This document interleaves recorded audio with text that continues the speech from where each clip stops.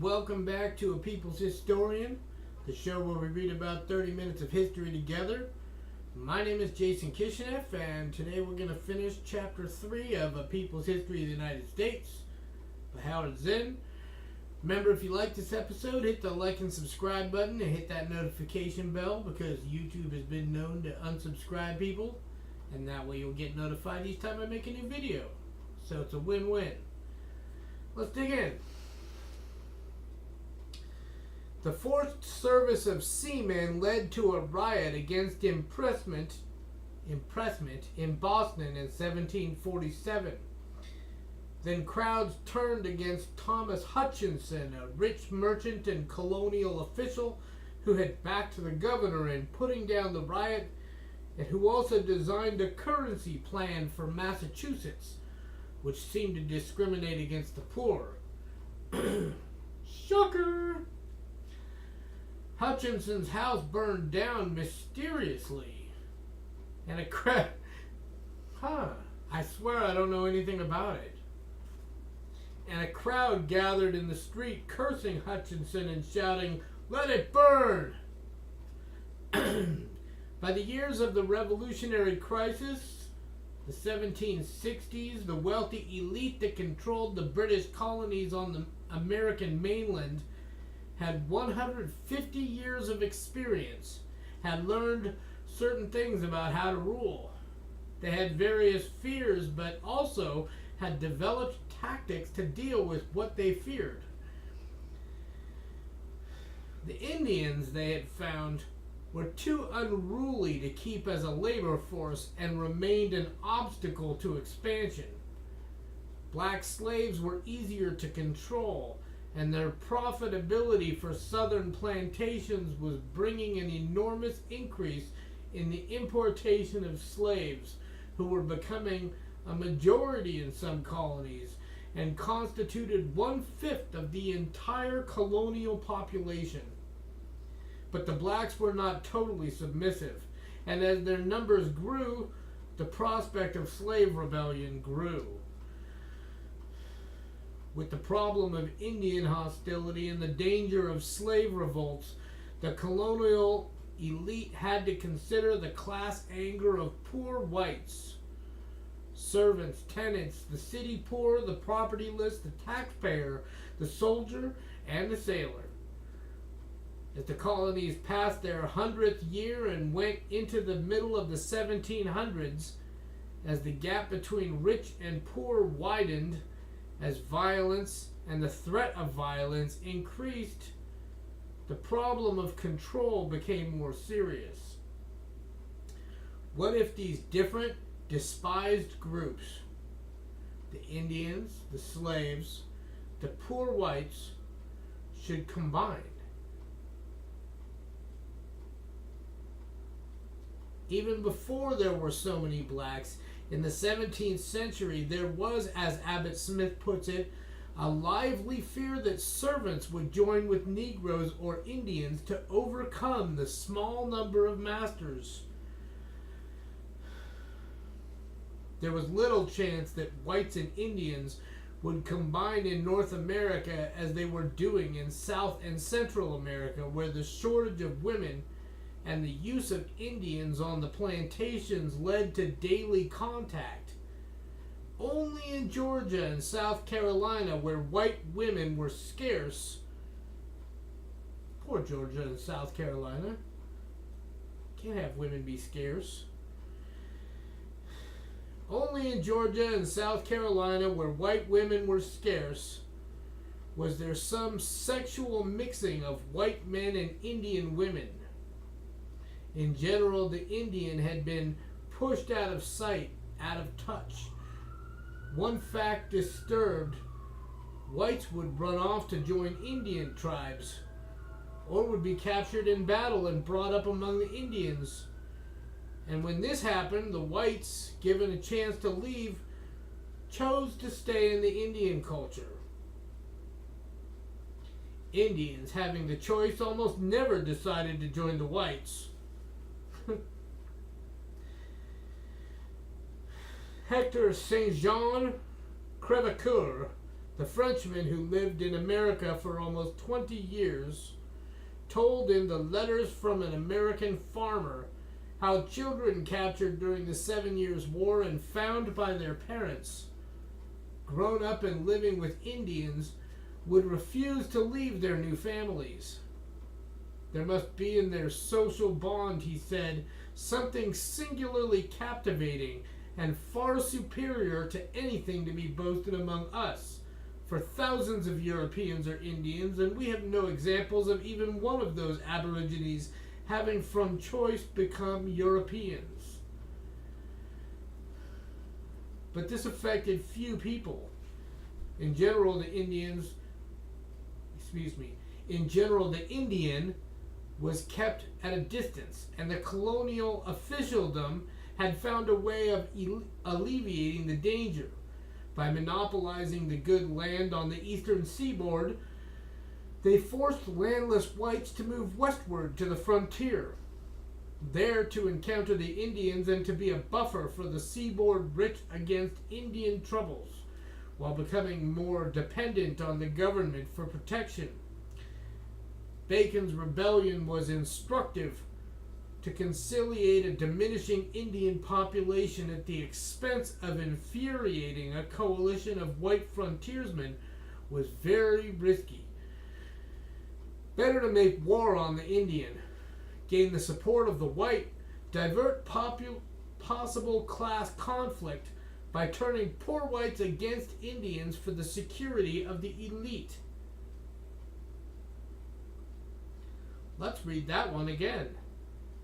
Better to make war on the Indian, gain the support of the white, divert possible class conflict by turning poor whites against Indians for the security of the elite. Always pitting us against each other. Might blacks and Indians combine against the white enemy? In the northern colonies, except on Cape Cod, Martha's Vineyard, and Rhode Island, where there was close contact and sexual mixing, there was not much opportunity for Africans and Indians to meet in large numbers.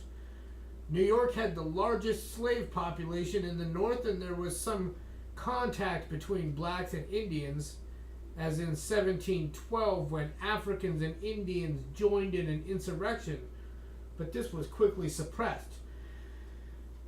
In the Carolinas, however, whites were outnumbered by black slaves and nearby Indian tribes. In the 1750s, 25,000 whites faced 40,000 black slaves, with 60,000 Creek, Cherokee, Choctaw, and Chickasaw Indians in the area. Gary Nash writes, Indian uprisings that punctuated the colonial period and a succession of slave uprisings and insurrectionary plots were nipped in the bud, kept South Carolinians sickeningly aware that only through the greatest vigilance and through policies designed to keep their enemies divided could they hope to remain in control of the situation. The white rulers of the Carolinas seemed to be conscious of the need for a policy, as one of them put it, to make Indians and Negroes a check upon each other, lest by their vastly superior numbers we should be crushed by one or the other. And so laws were passed prohibiting free blacks from traveling in Indian country. Treaties with Indian tribes contained clauses requiring the return of fugitive slaves. Governor Littletown of South Carolina wrote in 1738, "It has always been the policy of this government to create an aversion in them, Indians, to Negroes." Part of this policy involved using black slaves in the South Carolina militia to fight Indians. Still, the government was worried about black revolt, and during the Cherokee War in the 1760s, a motion to equip 500 slaves to fight the Indians lost in the Carolina Assembly by a single vote. Blacks ran away to Indian villages, and the Creeks and Cherokees harbored runaway slaves by the hundreds. Many of these were amalgamated into Indian tribes, married, produced children. But the combination of harsh slave codes and bribes to the Indians to help put down black rebels kept things under control. It was the potential combination of poor whites and blacks that caused the most fear among the wealthy white planters. If there had been the natural racial repugnance that some theorists have assumed, control would have been easier. But sexual attraction was powerful across racial lines. In 1740, it was powerful anyway. Trust me. In 1743, a grand jury in Charleston, South Carolina, denounced the too common practice of criminal conversation with Negro and other slave wenches in this province. I'm not making this stuff up. Mixed offspring continued to be produced by white-black sex relations throughout the colonial period, in spite of laws prohibiting interracial marriage in Virginia, Massachusetts, Maryland, Delaware, Pennsylvania, the Carolinas, Georgia. By declaring the children illegitimate, they would keep them inside the black families so that the white population could remain pure and in control. What made Bacon's rebellion especially fearsome for the rulers of Virginia was that black slaves and white servants joined forces. The final surrender was by 400 English and Negroes in arms at one garrison and 300 freemen and African and English bondservants in another garrison.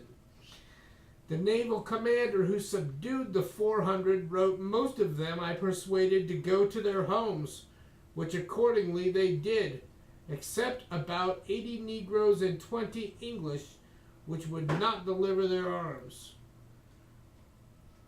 All through those early years, black and white slaves and servants ran away together, as shown by the laws passed to stop this in the records of the courts.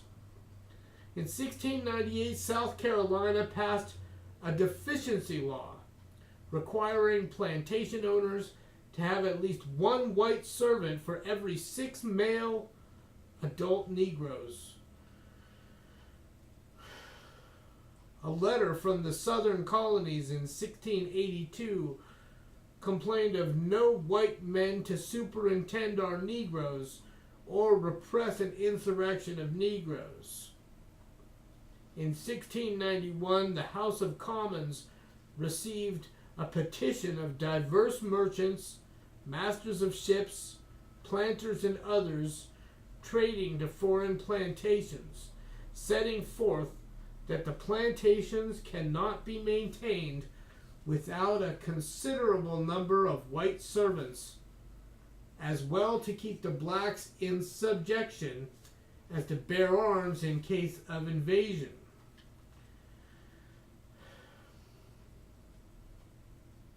Gatekeepers.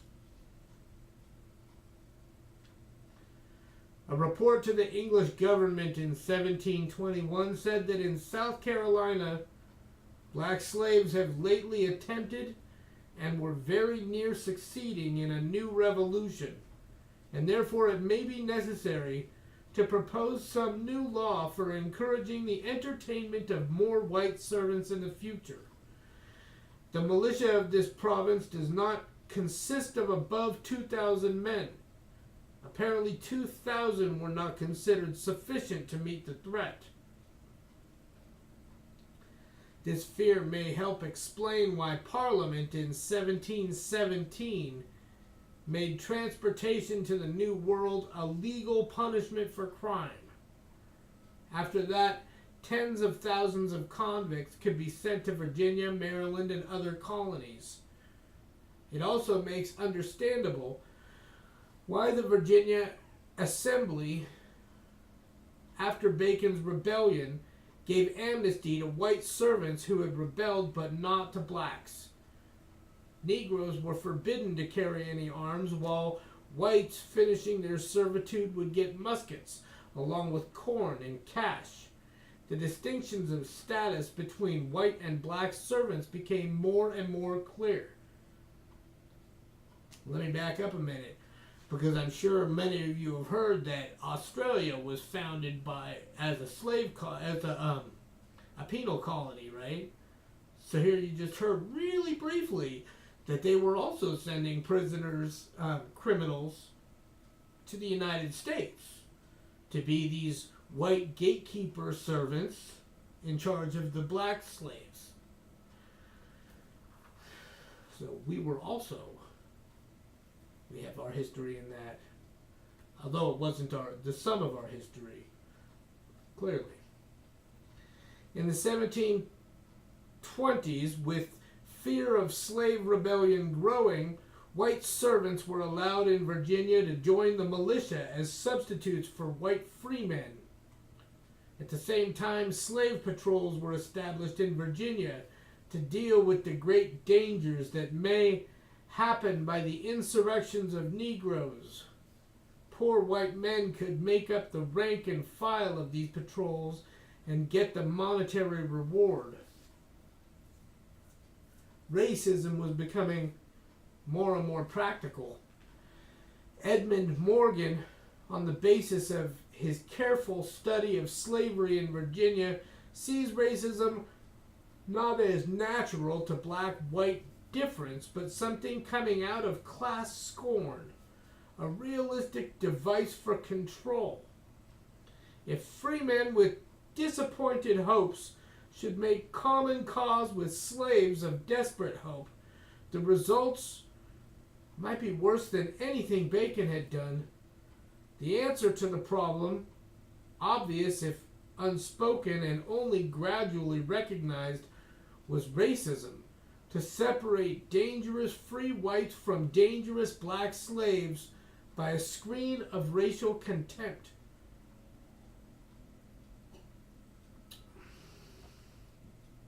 It's an interesting theory that racism was intentionally created to cause division.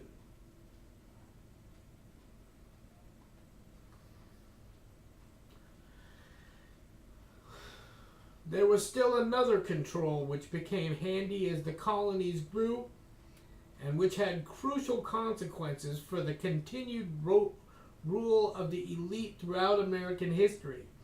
Along with the very rich and the very poor, there developed a white middle class of small planters, independent farmers, city artisans, who, given small rewards for joining forces with merchants and planters, would be a solid buffer against black slaves, frontier Indians, and very poor whites. The growing cities generated more skilled workers, and the governments cultivated the support of white mechanics by protecting them from the competition of both slaves and free Negroes. As early as 1686, the council in New York ordered that no Negro or slave be suffered to work on the bridge as a porter about any goods either imported or exported from or into this city. Citty. It's hard to know whether these are misspellings or just different spellings. As somebody that really cares about spelling, this is really hard for me. In the southern towns, too, white craftsmen and traders were protected from Negro competition. In 1764, the South Carolina legislature prohibited Charleston masters from employing Negroes or other slaves as mechanics or in handicraft trades.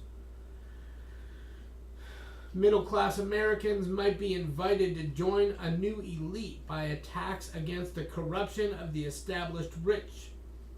The New Yorker Cadwallader Colden. That is an interesting name. Cadwallader Colden. In his address to the freeholders in 1747, attacked the wealthy as tax dodgers, unconcerned with the welfare of others, although he himself was wealthy, and spoke for the honesty and dependability of the middling rank of mankind, in whom citizens could best trust our liberty and property. There was to become a critically important rhetorical device for the rule of the few, who would speak to the many of our liberty, our property, our country. Similarly, in Boston, the rich James Otis could appeal to the Boston middle class by attacking the Tory Thomas Hutchinson. James Henrietta was shown that while it was the rich who ruled Boston, there were political jobs available for the moderately well-off, as cullers of staves, measurer of coal baskets, fence viewer. Fence viewer? Sounds like a boring job. Aubrey Land found in Maryland a class of small planets who were not the beneficiary of the planting society as the rich were, but who had the distinction of being called planters, and who were respectable citizens with community obligations to act as overseers of roads, appraisers of estates, and similar duties. It helped the Alliance to accept the middle class socially in a round of activities that included local politics, dances, horse racing, and cockfights, occasionally punctuated with drinking brawls. No thanks.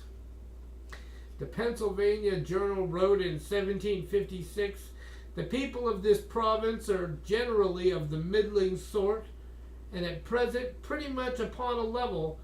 They are chiefly industrious farmers, artificers, or men in trade.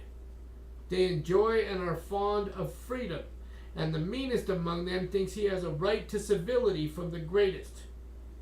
Indeed, there was a substantial middle class fitting that description. To call them the people was to omit black slaves, white servants, displaced Indians.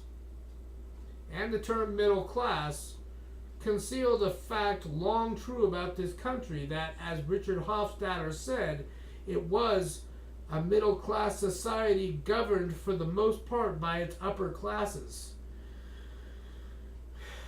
Those upper classes, to rule, needed to make concessions to the middle class without damage to their own wealth or power, at the expense of guess who? Of slaves, Indians, and poor whites. This bought loyalty, and to bind that loyalty was something more powerful even than material advantage. The ruling group found in the 1760s and 1770s a wonderfully useful device. That device was the language of liberty and equality, which could unite just enough whites to fight a revolution against England without ending either slavery or inequality. Thanks for joining me. I hope you enjoyed that chapter. Hit the like and subscribe button, and we will see you next time.